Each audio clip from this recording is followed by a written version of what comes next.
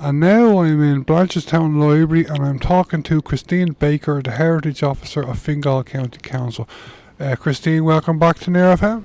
Thank you very much. Okay, Christine, we're doing this interview today to talk about the whole process of the formulation of Fingal's new heritage plan. First of all, though, I understand that your current heritage plan runs until the end of this year.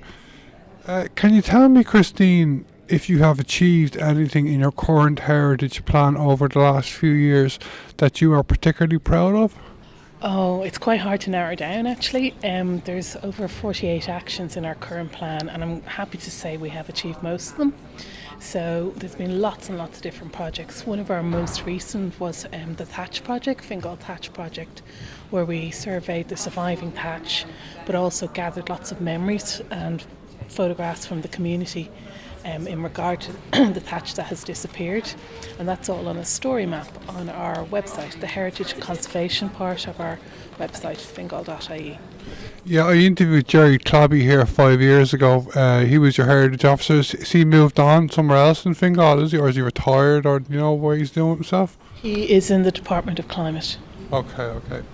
Okay, Christine, can you tell me more about the whole process of the formulation of your new heritage plan? Okay, we're at the pre-draft stage, which means we're gathering information from people through an online survey.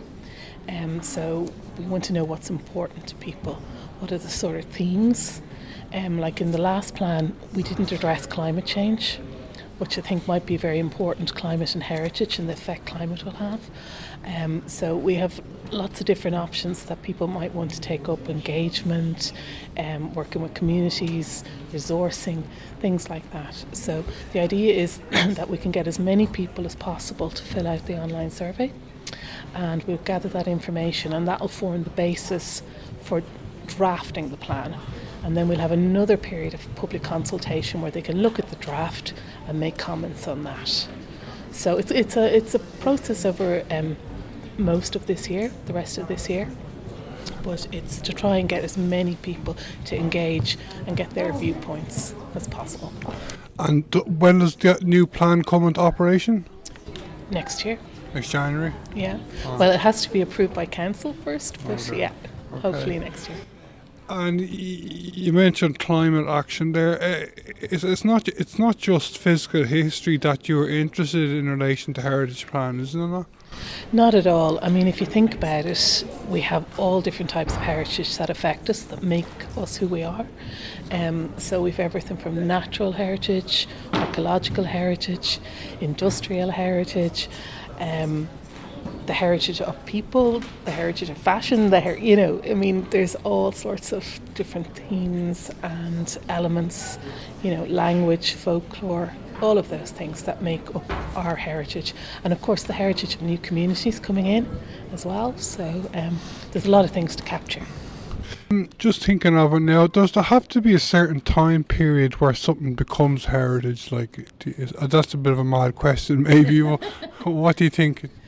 I don't think so. I think we have lots of perceptions of what heritage is, but if it's formed us, if you think about it, I suppose it doesn't have to be old to be heritage. A lot of folklore is from, somebody said to me, like the traditions of now are the folklore of tomorrow.